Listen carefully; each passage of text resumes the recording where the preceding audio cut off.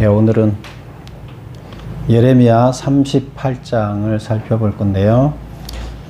제목은 예루살렘 함락 직전의 사건들. 그래서 두 번째 시간이 되겠습니다. 그래서 37, 38, 39장.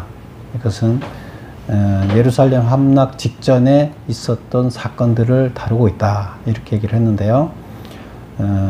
그 사건들은 주로 누구를 다룬다고 했죠? 시드기야 왕과 선지자 예레미야 사이에 있었던 이야기를 다루고 있다. 근데 이건 사실 왕은 누구를 대표해요? 이스라엘 백성을 대표하고, 그 다음에 예레미야는 누구를 대표해요? 대신해요? 하나님을 대신하는. 그래서 하나님과 이스라엘 백성 사이의 이야기다. 이렇게 이제 보면 되는 거죠.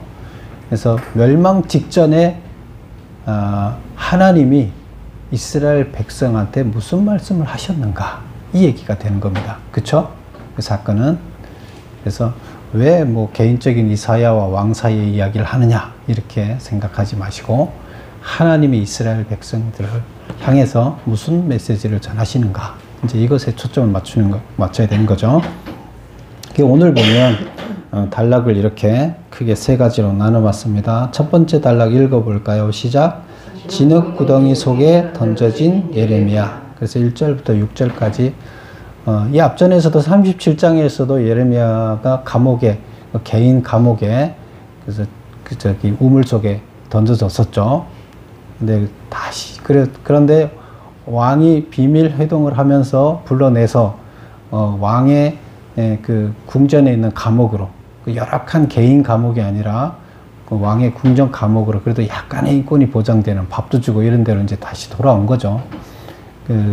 그런데 지금 여기서 다시 또 개인 감옥에 갇히게 되는 이런 이제 이야기가 되는 겁니다.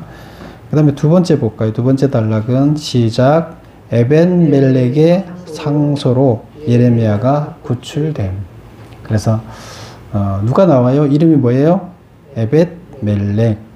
그래서 에벳멜렉이라는 사람이 상소를 해서, 그 예레미야는 거기 있으면 음식도 안 주기는 죽죠. 그 사형 선고, 굶어 죽이는 거죠, 거기다 넣으면. 그런데 그를 구출해내는 이야기가 되겠습니다.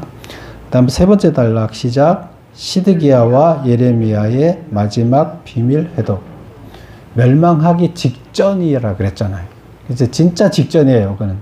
그래서 멸망한 직전에 마지막으로 하나님과 왕은 이스라엘을 대표한다 그랬죠. 이스라엘 사이에 회동이 있었다. 이런 얘기가 되겠습니다. 그래서 거기에서 무슨 이야기가 오갔느냐, 이제 이런 얘기가 되겠습니다. 자, 그러면 첫 번째 단락부터 볼까요? 우리가 잠깐 지난주에 이야기를 보면, 지난주에 37장에서 감옥에, 예레미야가 개인 감옥에 갇혔다 그랬죠. 고관 대신 고관들이, 고관이라는 게 고위 관리층이죠. 장관이나 이런 사람이 될 수 있겠죠. 그런 사람 중에 한 사람이 지금 자기 개인 감옥에다가, 집에 있는 감옥에다가 예레미야를 갖다 가뒀어요.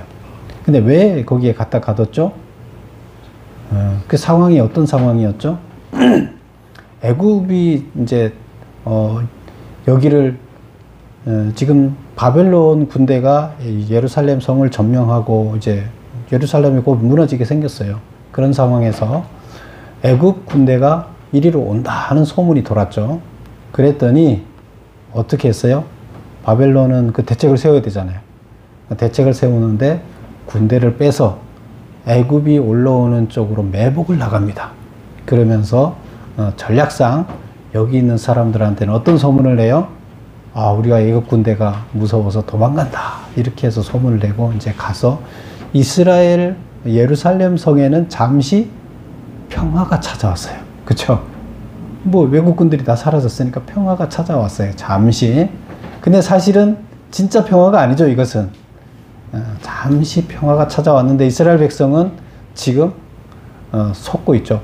아, 애굽이 오니까 지금 바벨론이 도망갔고 하나님이 지금 우리 왕이 하는 그걸 따라서 축복을 해줘서 지금 이 나라가 지금 이렇게 다시 자유를 회복했구나. 예레미야가 헛소리 하는 건 다 거짓말이고 이게 진짜 맞구나. 뭐 이런 상황이 이렇게 돼 있었죠. 근데 이때 예레미야는 뭘 하고 있었어요? 지금 먹고 살 게 없으니까 예레미야는 자기 그 베냐민 집안, 그러니까 성을 나가면 위쪽이 베냐민 아나돗에 가서 자기 도지라도 받고 와서 그걸 가지고 선지자 생활을 계속 하려 그러면 하나님 메시지를 전하라니까 전해야죠. 먹고 살아야 되니까 그 도지라도 받으러 지금 군대가 풀렸으니까 이제 포위하고 있던 사람이 없으니까 성문을 나갔어요. 나가다가 잡혔죠. 그래서 잡혀서 그 이리야라는 그 성문 지기가 성 대장이 되겠죠. 성문 대장이 그를 잡아다가 고위 관리층에 갔다가 야 이놈 바벨론 편인 이놈이 지금 바벨론 쪽으로 도망가서 이 나라를 바벨론에 팔아먹을 하는 놈이야. 그러니까 이놈 잡아 가둬야 돼. 그래서 결국 가둬지게 된 거죠. 그리고 그럴 때 이제 그런 상황, 갇혀 있는 상황에서 다시 어떤 변화가 일어났어요? 정세가 바뀌었죠. 애굽 군대가 온다고 그랬는데 어떻게 하든 애굽 군대는 지금 안 나타나고 다시 바벨론이 여기를 어떻게 했어요? 다시 포위했어요. 원 상태로 돌아가게 됐습니다. 그러니까 이게 상황이 급박해지니까 이제 왕이 다시 예레미야를 찾아서 조용히 예레미야한테 야, 하나님이 뭐 한 얘기 없어? 하고 물어본 거죠. 이제 그런 상황에서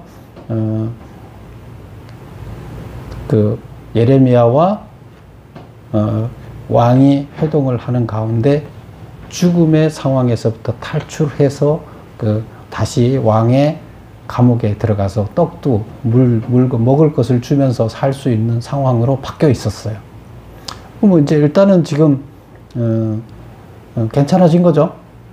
죽을 수밖에 없는 상황에서 살 수 있는 상황으로 감옥에서 인권 대접을 받으면서 감옥 생활을 하고 있으니까. 자, 그런데 오늘 또 이제 상황이 또 똑같은 상황이 또 다시 반복되는 거예요. 자, 보겠습니다. 그 1절에 보면 나오는 사람들이 쭉 뭐 이름이 있죠. 그게 바로 37장에 나오던 그 사람들 고관들의 이름이 똑같은 거예요. 38장 1절에 보면 그 고관들이 뭐 쭉 나오죠. 누구 그드 에레미야가 모든 백성에게 이르는 말을 들은즉 그 고관들이 그 말을 들었어요. 근데 예레미야는 뭐라고 말해요? 그 다음에 나오죠. 예레미야가 말하는 것이 야, 이 성은 성에 머무는 자는 칼과 기근과 전염병으로 죽는다. 그러니까 갈대아인에게 항복하는 자는 살고 그렇지 않은 자는 다 죽을 것이다. 항복해라. 하고 이제 감옥 생활을 하면서 왕의 감옥에 갇혀서 감옥 생활을 하면서 계속 만나는 사람마다 이 얘기를 하는 거예요. 근데 그 얘기를 원래 그 잡아놨던 고관들이 그 얘기를 들으니까 또 화가 나서 이놈 가만히 둬서는 안 되겠다 이러고 이놈을 다시 잡아 넣어야 되겠다 하면서 왕한테 가서 고발을 하게 되는 거죠. 왕한테 고발을 하고 이놈 죽여야 됩니다. 이제 얘기를 하게 되는 겁니다. 그래서 다시 죽여야 됩니다 하니까 왕이 뭐라고 대답했을까요? 안 돼. 내가 다시 데리고 와서 풀어줬으니까 내가 했는데 너네가 마음대로 그렇게 하면 안 돼. 원래 이렇게 하는 게 맞잖아요. 내 감옥에 그냥 놔둬. 이렇게 해야 되는 게 맞는데 지금 꼼짝을 못 해요. 볼까요? 어떻게 얘기하는지.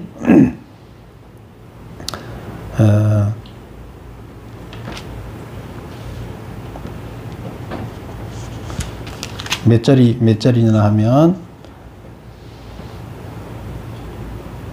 그 4절 보면 고관들이 왕께 아뢰되 이 사람이 백성의 평안을 구하지 아니고 재난을 구하니 청하건대 이 사람을 죽이소서 이렇게 얘기를 하잖아요. 그와 같이 말하여 이 성에 남은 군사의 손과 모든 백성의 손을 약하게 한다. 사기를 떨어뜨리니까 죽여야 됩니다. 이렇게 하니까 5절에 보면 시드기야 왕이 이르되 보라 그가 너희 손 안에 있느니라. 왕은 조금도 너희를 거스를 수 없느니라. 너희가 누구예요? 고관들이에요. 장관들이 힘이 더 세요. 왕은 힘이 없어요. 야, 니네 마음대로 해. 뭐 내가 니네 말을 어떻게 거스르겠어.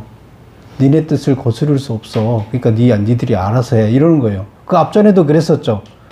그런데 몰래 만나서 몰래 빼갖고 이제 거기다 갖다 놓은 거죠. 근데 지금 다시 고관들이 그들을 죽이겠다고 하는 거예요. 그랬더니 찍소리 못하는 게 왕이야. 당신들 뜻대로 하세요. 저는 힘이 없습니다. 이거잖아요.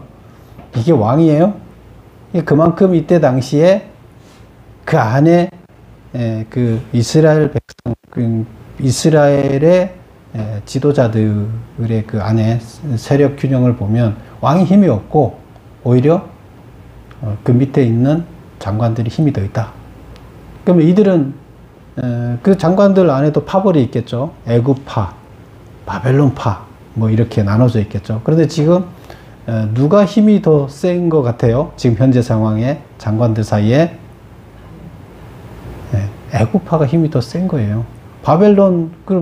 지금 바벨론 힘이 세면 어떻게 하겠어요? 지금 장관들이 힘이 더 세다 그러면 왕의 뜻은 중요하지 않잖아요. 장관들의 의지에 따라서 결국 나라가 운영된다는 거잖아요. 그러면 왕이 선지자 말을 듣지 못하게 하고 있잖아요. 지금 장관들이. 그래서 지금 왕이 누구 말을 들어요? 선지자 말을 안 들어요. 힘이 없어요. 그래서 그러면 결국 장관들이 어디 장관들이 힘이 세느냐? 어느 파가? 바벨론 파가 힘이 약하고 애굽파가 힘이 더 세다는 거예요, 지금. 자, 그런 상황을 우리가 여기서 엿볼 수가 있는 거예요. 그래서 이런 상황이 돼서 다시 잡혀 들어가게 되는 상황이죠. 그럼 1번을 볼까요? 예레미야가 탈주죄로 체포되어 요나단의 집 저수 웅덩이에 감금되어 있다가 시드기야와의 비밀 회동 이후 왕궁 시위대 뜰에 있는 감옥으로 옮겨져 생활하는 동안 사람을 만날 기회가 있을 때마다 전한 여호와의 경고 메시지는 무엇인가? 이거는 37장에 있었던 이야기를 요약한 거죠. 그래서 지금 이제 풀려 나와 있는데, 풀려 나와서 감옥에서 뭘 하고 있느냐? 감옥에서 사람을 만나죠. 뭐 간수를 만나든 누굴 만나든 만나잖아요. 그러면 그 성에 머무는 자는 칼과 기근과 전염병에 죽으리라. 이 예루살렘 성이죠. 그러나 갈대아인에게 항복하는 자는 자기의 목숨을 건지리라. 이 성은 반드시 바벨론 왕의 군대의 손에 넘어가리라. 왜 이렇게 하나님이 예레미야를 통해서 메시지를 이렇게 전하는 거예요? 하나님은 가능하면 사람들을 안 죽이려고 그러는 거죠. 가능하면 많이 회복시켜서 남은 자를 많이 만들으려고 그러는데, 이들이 지금 다 계속 반항해서 죽으면 나중에 포로로 갈 사람도 적어지고 다시 회복돼서 남은 자로 돌아올 사람도 적어지잖아요. 그러니까 하나님은 한 명이라도 덜 죽이고 살리려고 그러시는 거죠.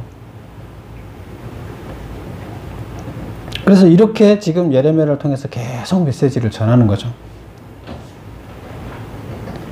그랬더니 2번, 경고의 메시지를 들은 고관들, 실권자들은 시드기야 왕에게 예레미야를 죽일 것을 요청했고, 실권을 잃은 허수아비 왕인 시드기야는 이를 승인할 수밖에 없었다. 그쵸? 그랬더니 고관들이 그를 감금해 둔 곳은 어디인가? 고관들이 그를 결국 자기들 마음대로 이제 이를 감금시켰어요. 사실은 감금이 아니라 이거는 사형을 시킨 거예요. 사형 집행을 한 거나 똑같아요. 어디다 가뒀나 볼까요? 감옥들에 있는 왕의 아들 말기야의 구덩이에 던져 넣을 때에, 그래서 왕의 아들이 쓰고 있던 그 우물이 있는데, 우물이 깊어요. 깊은데 거기가 지금 우물이 말라 있는 상태예요. 그러니까 이거는 그 왕의 아들의 우물이었기 때문에 왕의 아들 말기야의 우물이라고 이렇게 표현하고 있는 거죠. 그래서 말기야의 구덩이에 던져 넣을 때에 예레미야를 줄로 달아 내렸는데, 너무 깊어서 밧줄로 달아서 내렸는데 그 구덩이에는 물이 없고 진흙, 진창뿐이므로 예레미야가 진창 속에 빠졌더라. 그래서 물은 지금 다행히 없어서 진창 속에 뻘에 빠져서 지금 있는 건데, 거기 있는 사람한테 먹을 걸 줄까요? 안 주죠. 이제 굶어 죽으라는 거죠. 이제 죽이는 거죠. 사형을 사실은 집행한 거예요. 이제 시간만, 며칠 있다가 죽을지 이제 시간만 이제 남았을 뿐이죠. 사형이 집행된 거나 마찬가지죠. 근데 이거는 사실 불법이잖아요. 무슨 제목으로 잡아놓았어요? 하나님의 말씀을 전하는데 무슨 제목이에요? 뭐 반역죄, 뭐 이런 건데, 재판했어요? 안 했어요. 이거 불법이죠. 법에 의해서 죄를 묻고 그 죄에 의해서 형을 가해야 되는데, 그냥 사적으로, 아무 그거 없이 사적으로 지금 이렇게 한 거예요. 사형을 시키는 거죠. 인권이 없는 거죠. 그래서 이런 상황이 돼서 다시 앞전에서 그 개인들 감옥에 갇혔던 것처럼 개인들 감옥에 지금 갇혀 있는 상태가 되는 겁니다. 두 번째 단락 이제 보겠습니다. 3번. 사실상 사형을 당한 것처럼 죽음만 기다리는 처지가 된 예레미야를 구출해 줄 것을 탄원한 에벳멜렉은 누구인가? 어떤 방식으로 탄원했는가? 탄원의 내용은 무엇이었는가? 1번. 에벳멜렉은 유다 왕궁에서 내시로 근무하던 구스 사람이었다. 우리 구스 나오죠? 구스는 그 에디오피아라고 이렇게 얘기를 했죠. 그래서 구스 사람이었는데 유다 왕궁에서 내시로 근무하고 있었다. 이제 그 다음에 두 번째 질문이 어떤 방식으로 탄원을 했느냐? 베냐민 문에 앉아서 재판을 진행하고 있던 왕에게 공개적으로 탄원을 했다. 그 성문이 여러 개가 있는데 그 성문에 왕이 앉아 있다 이 얘기는 지금 재판을 진행하고 있다는 얘기예요. 성문에 그냥 가는 게 아니에요. 성문에 앉아 있다는 얘기는 사람들을 모아놓고 거기서 재판을 진행하고 있다는 얘기인데, 왕이 지금 재판을 열고 있어요. 그러면 사람들이 많고 공개적인 자리가 되는 거죠. 사적인 자리가 아니에요. 그냥 그런 자리에 가서 왕한테 탄원을 정식으로 하는 거예요. 그럼 사람들이 다 듣기 때문에, 야 임마 너 뭐 무슨 소리야 이렇게 막 함부로 할 수 없죠. 공식적인 자리이기 때문에. 그래서 이런 자리에 가서 탄원을 하는데, 무슨 탄원을 하느냐? 탄원의 내용은 뭐냐? 3번. 선지자 예레미야에게 행한 모든 처분은 악하다. 이를 바로 잡아 달라고 요청을 하였다. 근데 왜 악하냐? 여기 설명은 없어요. 그런데 지금 이게 악하기 때문에 바로 잡아달라 이런 요청을 한 건데, 자 그러면 그 악한 것은 뭐냐면 죄 없는 사람을 재판도 없이 죽음에 이르도록 지득덩이에 감금한 조치, 이것은 악하다. 지금 사실상 사람을 죽이는 사형을 집행한 거 아니냐. 재판도 안 하고 이건 잘못됐지 않느냐. 그러니까 왕이 그 얘기를 사람들 앞에서 하니까 왕이 할 얘기가 없죠. 꼼짝 못, 그럼 잘못한 거잖아요. 그러면 밝혀줘야 될 건, 왕이 지금 재판관이라는 것은 정의를 실현하는 자리잖아요. 백성들이 다 보는 앞에서 재판도 안 받고 지금 선지자를, 하나님의 메시지를 전하는 사람을 사형을 집행했습니다.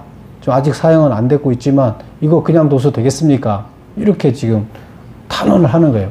근데 왕이 지금 알고 있어요, 없어요? 이 사실을 알아요, 몰라요? 다 알고 있어요. 그리고 불법이라는 것도 알고 있어요. 근데 백성들한테 다 알려버린 거예요. 그러니까 아무 소리 못하고 자기가 했다 하지도 못하고 이제 그거를, 그러면 정의를 실행해야 할 재판관이니까 정의를 실행하라고 얘기할 수밖에 없겠죠. 현명한 그 탄원을 한 거죠. 4번 보겠습니다. 시드기야는 에벳멜렉의 탄원에 대하여 어떠한 조치를 명했는가? 고관들의 감금 행위를 방관했던 시드기야가 적극적으로 구출을 명한 이유는 무엇인가? 1번. 뭐라고 그러면 그 탄원에 대한 답을 줘야 되니까, 너는 여기서 30명을 데리고 가서 선지자 예레미야가 죽기 전에 그를 구덩이에서 끌어내라. 한 명도 아니라 30명을 데리고 가서, 군대 30명을 데리고 가서 끌어내라는 거예요.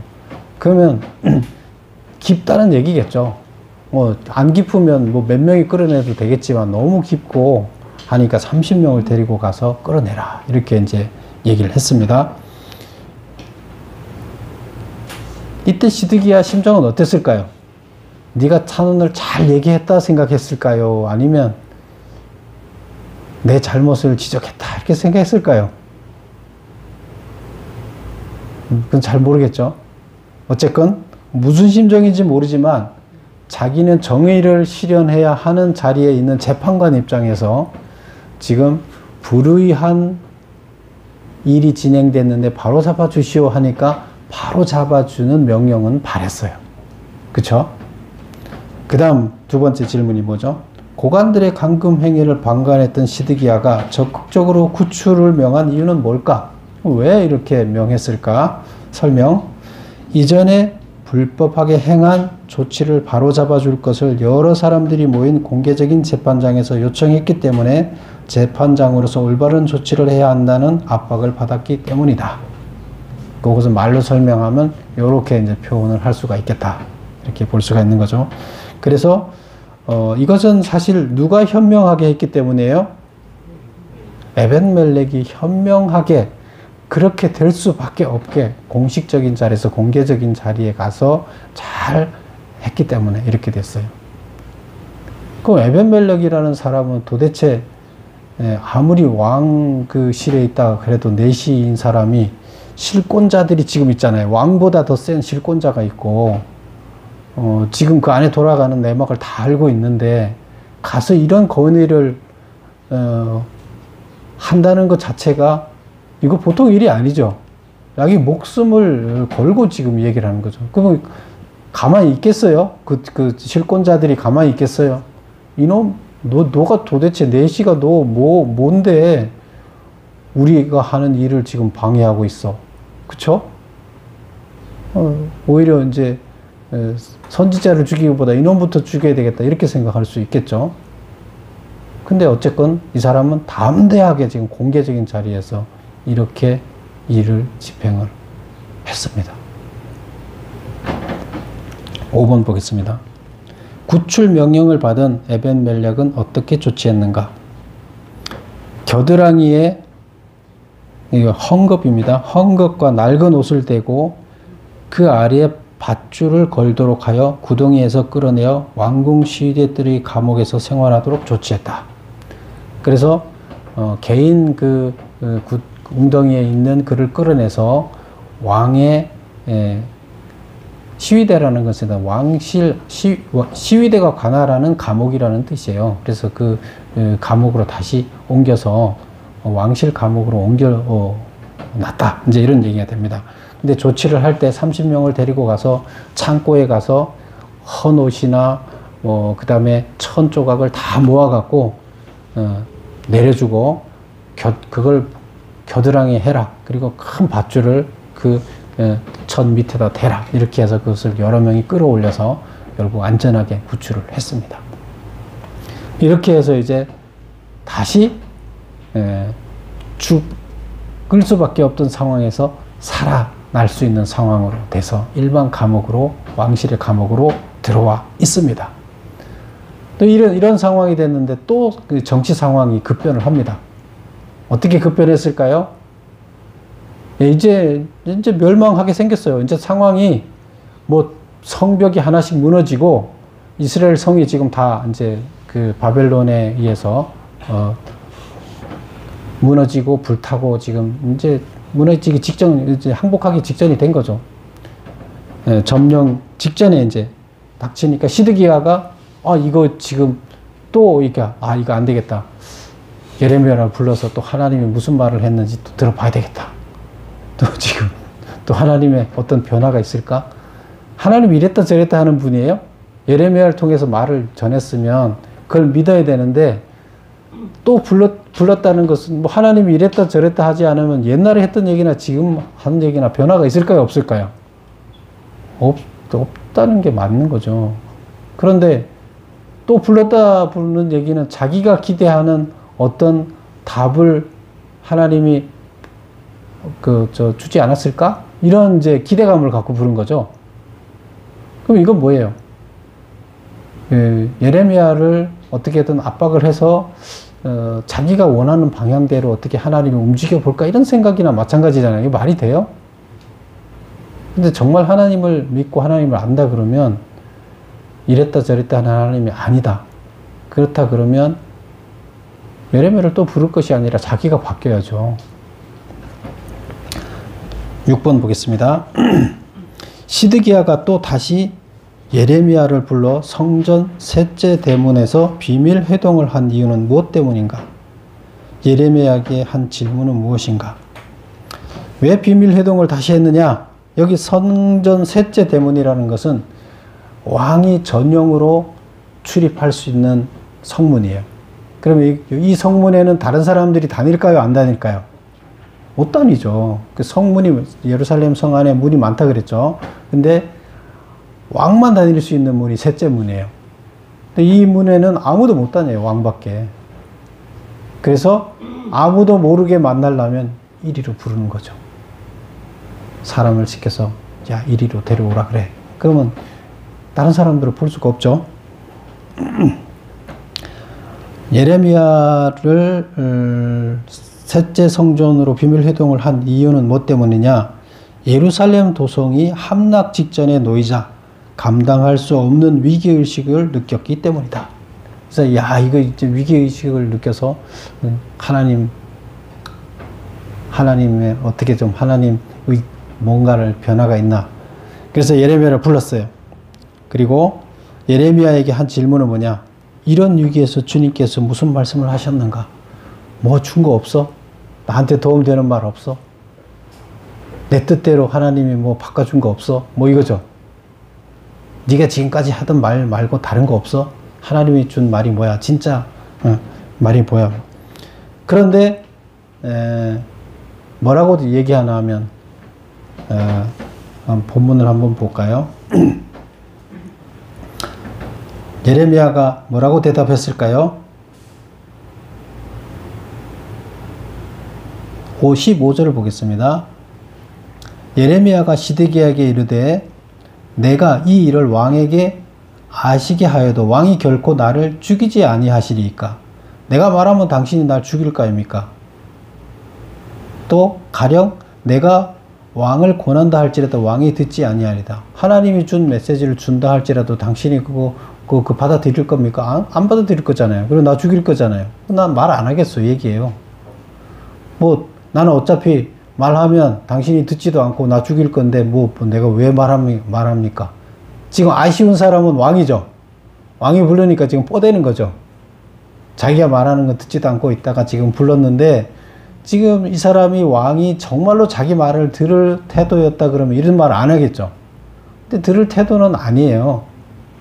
그런데 자기 생각대로 하나님이 자기 생각대로 쫓아와 주기를 바라는 말을 해주기를 바라는 이런 이제 상황을 보니까 난 말 안 하겠다. 당신 듣지도 않고 내가 하나님 말 그대로 전하면 너 나 죽일 건데 내가 왜 말하느냐? 이렇게 얘기를 한 거죠. 그랬더니 16절 시드기야 왕이 비밀히 예레미야에게 맹세하여 이르되 우리에게 이 영혼을 지으신 여호와께서 살아계심을 두고 맹세하노니 내가 너를 죽이지 아니하겠다. 내 생명을 찾는 사람들의 손에 넘기지 않겠다. 너를 죽이려고 하는 사람들한테 넘기지도 않고 나도 너를 안 죽이겠다. 그러니까 너를 살 수 있도록 내가 보호해 줄 테니까 말해라. 이 얘기예요. 너 말한다 해도 내가 안 죽일 테니까 말해라. 그랬더니 이제 말을 하는 거죠. 17절 예레미야가 시드기야에게 이르되 만군의 하나님 이스라엘 하나님 여호와께서 이와 같이 말씀하셨다. 내가 만일 바벨론 왕의 고관들에게 항복하면 내 생명이 살겠고 이 성이 불지름을 당하지 아니하겠고 너와 내 가족이 살려니와 만일 내가 나가서 바벨론의 왕의 고관들에게 항복하지 아니하면 이 성이 갈대아인의 손에 넘어가리니 그들이 이 성을 불지를 것이며 너는 그들의 손에 벗어나지 못할 것이다. 왕이 항복하면 어떻게 한다고요? 저들이 백성들을 안 죽이고 성도 안 무너뜨리고 사람들 다 살려줄 거라는 거예요. 그건 너가 항복하라는 거예요. 왕이 항복하면 뭐요? 이스라엘이 항복한 거잖아요. 왕이 항복하면 여기 사람들 지금 안 죽여도 돼. 그리고 다 전쟁 끝나. 이 사람들 다 포로로 그냥 데리고 갈 거야. 그러면 살려서. 그런데 너가 지금 끝까지 버티고 있으면 어떻게 한다? 끝까지 사람들 다 죽일 거라는 거예요. 성 끝까지 다 무너뜨리고 성전 다 무너뜨릴 거라는 거예요. 그럼 여러분 입장에서 어떻게 해야 돼요? 여러분이 왕이면 어떻게 하겠어요? 지금 상황에서 지금 무너질 수밖에 없는 상황인 걸 이미 알고 있잖아요. 지금 어떻게 대책이 없어요. 뭐 애굽이가 도와줄 것도 아니고 자기네 군대가 지금 있어서 이들을 이길 힘도 없고 지금 다 무너졌고 사람들은 아직 남은 사람들 있어요. 죽지 않고.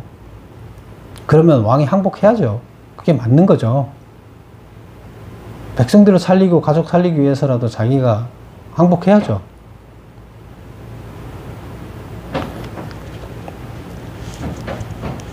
(6번에) 7번인가요? 7번 보겠습니다. 사실대로 말해도 죽이지 않겠다는 시드기야의 약속을 받은 예레미야가 전한 하나님의 메시지는 뭐냐? 내가 바벨론 왕에게 항복하면 너와 네 가족이 살고 이 성이 불타지 않겠으나 항복하지 않으면 그 반대가 될 것이다. 8번 비밀 회동 후 시드기야가 내린 조치는 뭐냐? 이제 하나님의 메시지를 궁금해했는데 메시지를 들었어요. 메시지는 예전의 메시지나 하나도 변한 게 없어요. 자기가 원하는 답은 일절 없어요. 그러면 자기가 바뀌면 돼요. 하나님은 지금도 뭐라고 그래요? 너만 항복하면 너 가족들 살고 여기 있는 사람들 살아. 그리고 성이 다 안 무너져도 돼. 너 항복해. 그거예요. 옛날에도 그 얘기였고 지금도 그 얘기예요. 근데 어떤 조치를 했나요? 시드기야가 내린 조치. 24절 볼까요? 24절. 시드기야가 예레미야에게 이르되 너는 이 말을 어느 사람에게도 알리지 말라. 그러니까 자기 지금까지 한 얘기가 뭐예요? 물어봤고 너를 안 죽이겠다 약속했고 하나님이 메시지를 줬는데 왕만 항복하면 다른 사람들 다 살려주고 성도 살려서 안 죽이고 그렇게 된다.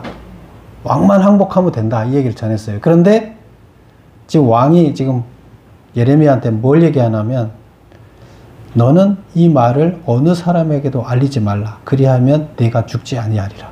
너가 지금 나하고 했던 얘기를 아무한테도 발설을 안 하면 그 했던 얘기가 뭐예요? 너 항복하면 사람들 살려주고 안 하면 항복 안 하면 사람도 죽고 너도 죽을 거야. 이제 그 얘기잖아요. 성도 파괴되고. 그럼 너 한 명이 희생해. 그런데 그 얘기 아무데도 가서 발설하지 말라는 거예요. 그러면 내가 죽지 않겠다. 너라 살려주겠다는 거예요. 안 그러면 너가 지금 했던 얘기를 누구한테라도 한 명 발설하게 되면 너 죽이겠다는 얘기예요. 25절. 만일 고관들이 내가 너와 말하였다 함을 듣고 와서, 이 고관들이 누구예요? 왕 위에 있는 실권자들이잖아요, 사실. 지금 왕이 지금 이 사람들이 무서운 거야. 고관들이 내가 너와 말하였다 함을 듣고 와서, 이제 직접 둘이만 만난 게 아니라 누구 심부름꾼을 써서 예레미야를 불러왔잖아요. 고관들이 또 그 심부름꾼을 불러다가 신문하게 되면 왕보다 더 높은 위치에 있으니까 가서 토하겠죠. 그러면 결국에 만났다는 얘기는 지금 하겠죠. 근데 이 둘이 한 얘기는 둘밖에 모르잖아요. 그래서 그 고관들이 만난 것을 알고 너를 불러서 무슨 말을 했느냐 물으면 똑바로 얘기 안 하면 죽이겠다 하고 협박을 하면 무슨 말을 하라? 26절. 그들에게 대답하되 내가 왕 앞에 간구하기를 나를 요나단의 집으로 되돌려 보내지 마소서. 그리하여 거기서 죽지 않게 하소서 하였다 하라. 지금 했던 얘기는 일절하지 말고 37장에서 얘기했던 37장에서 요나단이 감금시켰었잖아요. 근데 왕이 빼왔었잖아요. 비밀회동으로. 그래서 글로 다시 돌려보내지 마소서 하고 자기가 왕한테 간청하려고 했고 그 얘기만 했었다고 얘기하라는 거예요. 지금 한 얘기를 하지 말라는 거예요. 왕만 항복하면 다 살려준다 하는 얘기는 절대 하지 말라는 거예요. 27절 모든 고관이 예레미야에게 와서 물으매. 근데 실제로 그 일이 일어난 거예요. 고관들이 아니나 다를까 이미 다 왕이 뭐 하고 있는가 다 알고 그 다음날 와서 다 누군가를 통해서 다 보고 받았겠죠. 왕보다 위에 있으니까. 야, 어제 왕 부하들 나한테 보고해. 왕하고 무슨 일이 있었어. 다 보고했겠죠. 예레미야 불러서 비밀 회동을 했습니다. 그랬더니 예레미야 불러서 얘기하는 거죠. 고관이 예레미야에게 와서 물으매 그가 왕이 명령한 모든 말대로 대답하였으므로 일이 탄로되지 아니하였고 그들은 그와 더불어 말하기를 그쳤더라. 그래서 자기 살려달라고 그래서 요나단 집에 감금시키지 말라고 부탁했습니다. 그 말밖에 안 했습니다 했더니까 이제 그냥 일이 다 묻혀버렸다. 끝났다. 28절 예레미야가 예루살렘이 함락되는 날까지 감옥들에 머물렀더라. 결국 예레미야는 끝까지 감옥에 갇혀서 이 나라의 멸망을 봤다. 이제 이런 얘기가 되겠습니다. 결국 이 얘기는 뭐예요? 누가 참 선지자라는 말이에요? 예레미야 말대로 됐잖아요. 예레미야 말이 참 선지자고 예레미야 말이 맞다. 하나님의 뜻이다. 이제 이렇게 이 말 한마디에 그런 내용이 들어가 있는 거죠. 8번 메모 읽어보겠습니다. 비밀 회동 후 시드기야가 내린 조치는 우리가 한 이야기를 아무에게도 말하지 말라. 혹시 말해야 될 상황이라면 나를 요나단의 집으로 돌려보내지 말아달라고 요청했다고 거짓말을 하라. 그래서 시드기야 왕이 시키는 대로 그냥 이것은 거짓말을 해줬어요. 그리고 조용히 끝났어요.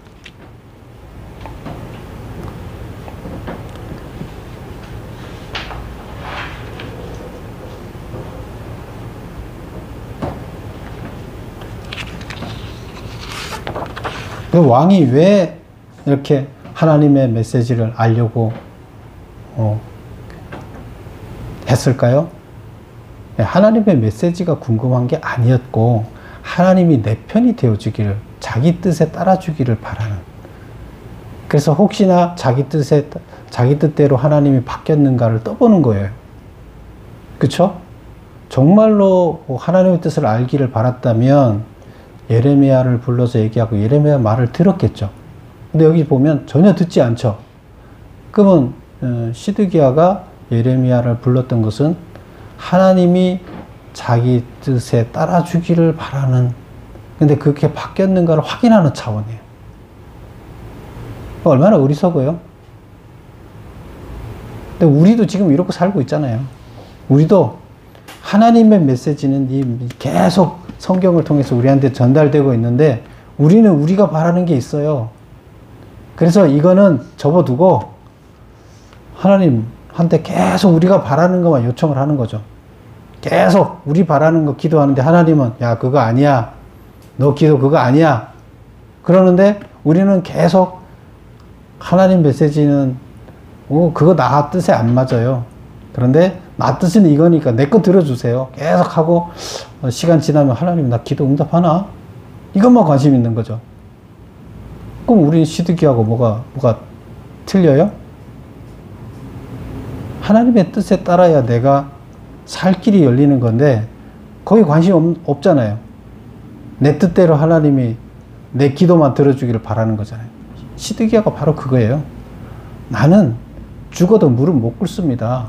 난 이 나라를 살릴 건데 하나님이 이 나라 왕으로 세웠으니까 나 살릴 건데 난 당신의 뜻은 좀 아니고 내 뜻대로 할 건데 어쨌건 살려낼 겁니다. 하나님 그걸 원하지 않습니까? 제 기도 들어주세요.